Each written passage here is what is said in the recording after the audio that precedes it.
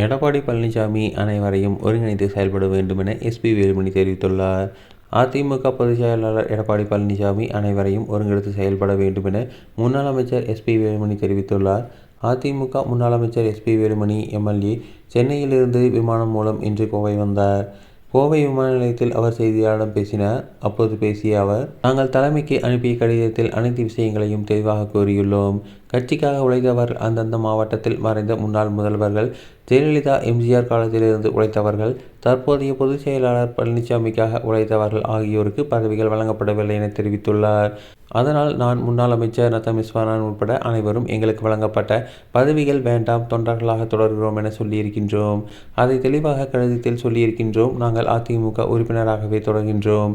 மகளிரணி கூட்டத்திற்கு முன்னாள் அமைச்சர் வளர்மதி எப்போதும் அழைப்பு விடுப்பார். ஆனால் நேற்று முன்தினம் கூட்டத்திற்கு எங்களுக்கு அழைப்பு விடுக்கவில்லை. ஆனால் அதற்கு முன்னரே நாங்கள் கடிதம் கொடுத்து விட்டோம். அதனால் எங்களை அழைக்கவில்லை என நினைக்கிறேன் என தெரிவித்துள்ளார். நான் சொன்ன ஜாம்பவான்களுக்கு அர்த்தம் வேறு. கட்சிக்காக எம்ஜிஆர், ஜெயலலிதா காலத்தில் உழைத்தவர்கள், பழனிசாமிக்காக களத்தில் உழைத்தவர்கள், கட்சியை வளர்த்தவர்கள் என்ற கருத்தில் சொன்னேன். கடந்த 4ஆம் தேதி பதவியெல்லாம் கொடுப்பார்கள் என எதிர்பார்த்தோம். ஆனால் கொடுக்கவில்லை. அவரிடமே பதில் கேளுங்கள். எங்களை பொறுத்தவரை கடிதத்தில் தெளிவாக சொல்லியிருக்கிறோம். இன்னும் இந்த கட்சி நன்றாக இருக்க வேண்டும். அனைவரையும் ஒருங்கிணைத்து பொதுச் செயலாளர் பழனிசாமி செயல்பட வேண்டும் என தெரிவித்துள்ளார்.